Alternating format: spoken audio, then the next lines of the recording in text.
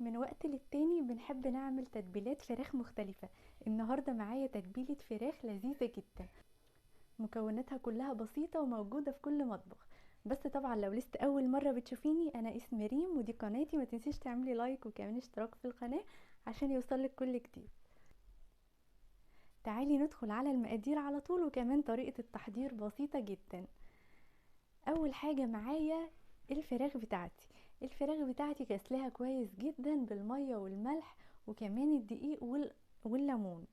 نظافة الفراخ حاجة مهمة جدا عشان هي تعتبر 80% من الوصفة. طالما الفراخ بتاعتنا نظيفة ومتأكدين من غسلها كويس، ديت تضمن نجاح الوصفة 100%.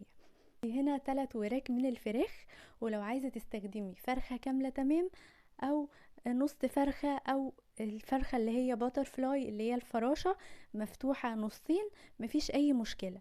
المتوفر عندك هتشتغلي بيه عادي جدا. نيجي بقى للتتبيلة بتاعتنا البسيطة. عندي هنا بصلتين صغيرين، وعندي قرن فلفل رومي او طويل براحتك جدا، عندي طماطمتين صغيرين، وعندي 6 فصوص توم او 7. تمام كده. ديت مجموعة من الخضار كده هتدي تطعيمة حلوة قوي، بصل وطماطم وفلفل وتوم. عندي هنا 4 معالق من الزيت، زيت عباد او كريستال، المهم يكون زيت لونه فاتح شوية. وعندي هنا ليمونتين كبار او عصير حبيتين من الليمون. حلو ده فيه الملح والفلفل، وكمان ربع معلقة شطة، وربع معلقة قرفة، وكمان الثوم والبصل البودرة. تمام. واي تشكيلة من البهارات عندك هتستخدميها هتبقى تحفة جدا. الثوم اخر مكونين هستخدمهم، وهما البصل وكمان الفلفل الاخضر. عندي كمية حلوة كده من البصل، حوالي نص كيلو من البصل. احاول اقطعه التقطيعة ديت جوليان او جوانح، وكمان قرنين من الفلفل الاخضر، اي تقطيعة برضو دواير او مربعات، اي تقطيعة انت حباها.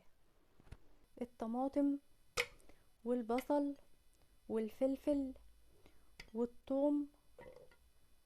وفي الخطوة ديت لو عايزة تحطي نص كوباية من المية تحرك معاكي بس الدنيا في الخلاط، مفيش اي مشكلة. بس انا طبعا مش هحط المية لاني مستكفية بالمية الموجودة في الخضار. وهضرب الكلام الحلو ده 3-4 دقايق كده لحد ما يبقى بيوريه جدا وناعم. ضربت كل التتبيلة اللي احنا عملناها كلها في الخلاط، وهبتدي اصبها دلوقتي في بولة كبيرة او طبق غويط او اي حاجة عندك. انا اتبلها واحط لها التوابل بتاعتها. نص معلقة من الفلفل الاسمر، والفراخ طبعا بتحب الفلفل الاسمر كتير، ومعلقة كده من الثوم البودرة والبصل البودرة، وكمان ربع معلقة صغيرة من القرفة، ومعاها ربع معلقة من الشطة.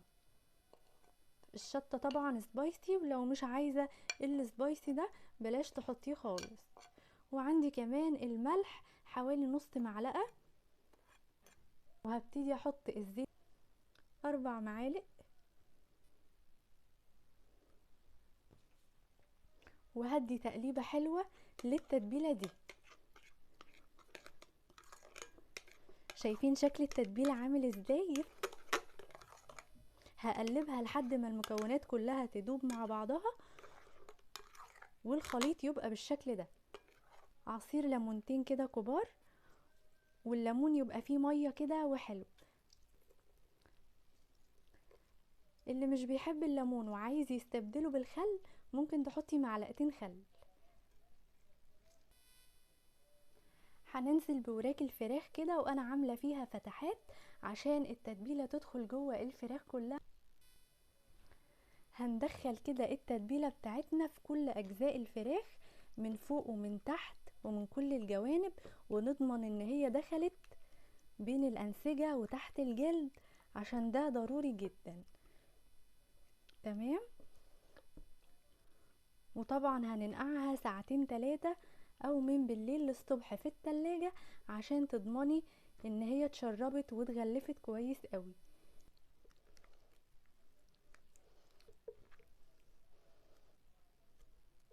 ندخل كده تحت الجلد وفوق الجلد وبين الفراخ والأنسجة بتاعتها، عشان تضمني ان هي اتغلفت كويس جدا ومفيش فيها ولا فتفوتة من غير تتبيلة. نقعتها حوالي ساعتين 3 على جنب كده على الرخامة، وممكن جوه التلاجة. هبتين كده او بصل حلقات زي ما تحبي.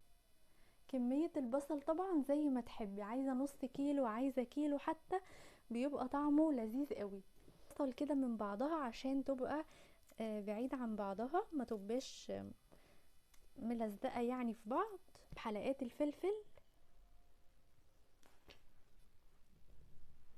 وعندي التتبيلة متبلة بالملح والفلفل والبهارات، ومش محتاجة ان انا احط ولا ملح ولا فلفل في البصل والفلفل. تمام، اتبلت وقت طويل عشان ما تاخدش وقت معايا في الشوي، وانزل بيها بالشكل ده كده في الصينية. حابة صينية بايركس او صينية ألمونيا اكبر من ديت، المتوفر عندك هتشتغلي بيه.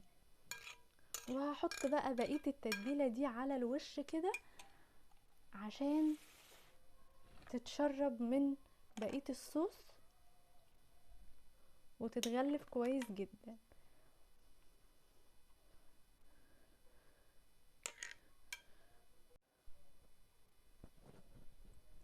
هنسوي الفراخ بتاعتنا ازاي؟ هنكون مسخنين الفرن بتاعنا يعني قبلها ب10 دقايق كده يكون سخن جامد، وبعد كده هي بتدخل على الشبكة في الرف اللي في النص.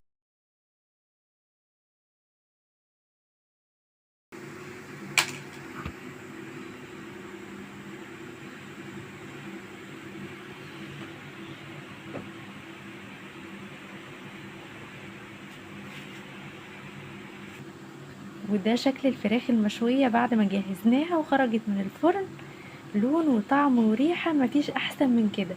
هتعملي طبعا جنبها شوية مكرونة او رز بالشعرية وشوية شيبسي وسلطة وطحينة ومخلل، وهتبقى وجبة غدا او عشاء في منتهى الجمال. شايفين شكلها عامل ازاي؟ ما تنسيش طبعا لايك حلو الفيديو، وكمان اعملي اشتراك في القناة عشان يوصلك كل الفيديوهات الحلوة، وفعلي الجرس كمان. طبعا الصوص اللي تحت الفراخ عامل ازاي، الكرملة بتاعته والبصل طبعا لما بيغلي شوية مع الخضار اللي فيها بتبقى الصوص اللي فيها حاجة جميلة. هيتغمس طبعا جنب الرز بالشعرية، هتبقى طعمها لذيذ جدا. تتبيلات فراخ مختلفة مش هتاخد معانا وقت، وهتحضريها طبعا لشهر رمضان، هتسهل عليكي كتير جدا. صينية فراخ مشوية بالخضار بطريقة سهلة وبسيطة ومش مكلفة خالص.